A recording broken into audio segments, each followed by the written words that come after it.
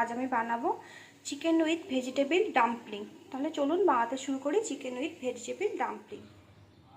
Vegetable with chicken ডাম্পলিংয়ের জন্য এখানে আমি চিকেন নিয়েছি ছোট ছোট পিস করে। এখানে আছে রসুন কুচি, আদা কুচি, পেঁয়াজ কুচি, গাজর কুচি আর বাঁধাকপি কুচি। গ্যাসের ওপর একটা কড়াই বসিয়েছি, দিয়েছি সাদা তেল। এর মধ্যে সমস্ত সবজিগুলো দিয়ে দেবো।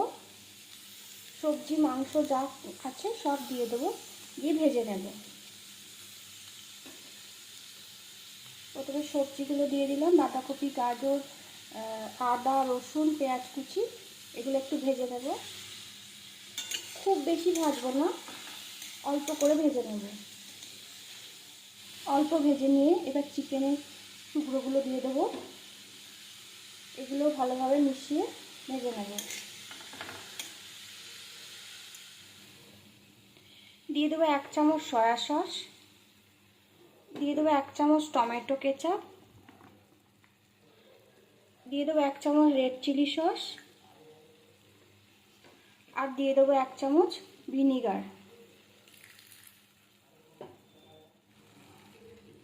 দিয়ে দেবো সামান্য লবণ, কারণ সর্ষেতে লবণ দেওয়া আছে। হাই হিটে 1 মিনিট ভেজে নেব। এখানে আমি 1 বাটি ময়দা নিয়েছি, দিয়ে দেবো সামান্য লবণ, আর দিয়ে দেবো ময়ানের জন্য সাদা তেল। ময়দাটা ভালোভাবে মেখে নেব। ময়দাটা ভালোভাবে মেখে নেব। ময়দা মাখা হয়ে গেছে। এখান থেকে ছোট ছোট গুটি কেটে ছোট ছোট লুচি করে নেব। এইভাবে ছোট ছোট গুটি করব, তারপর লুচি বানিয়ে নেব। চিকেনের পুরটা আমি একটা থালায় ঢেলে ঠান্ডা করে নিয়েছি। ছোট ছোট এইভাবে লুচি করে নেব। এইভাবে লুচি করে নিয়ে পুর থেকে একটু নিয়ে এর মধ্যে দিয়ে দেব। তারপর একটা শেপ দিয়ে দেবো এইভাবে।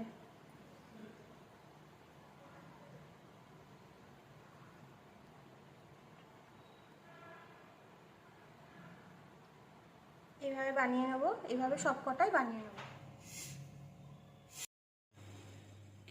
এখানে আমি সবকটা ডাম্পলিং তৈরি করে নিয়েছি।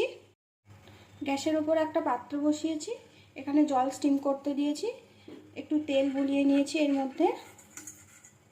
এবার ডাম্পলিংগুলো এর উপরে বসিয়ে দেবো একে একে।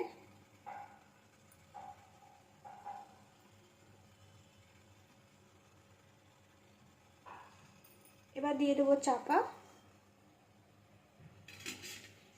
5 মিনিট পরেই হয়ে যাবে এটা।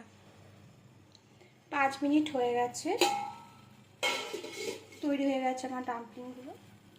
এগুলো তুলে নেব, দিয়ে বাকিগুলো আবার এইভাবেই করে নেব।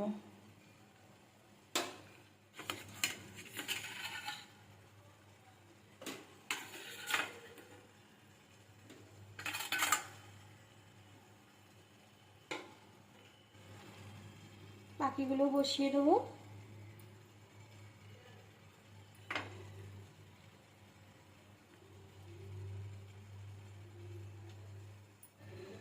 পাঁচ মিনিটের জন্য আবার চাপা দিয়ে দেবো। এভাবে সবগুলো করে নেব। তৈরি হয়ে গেল আমার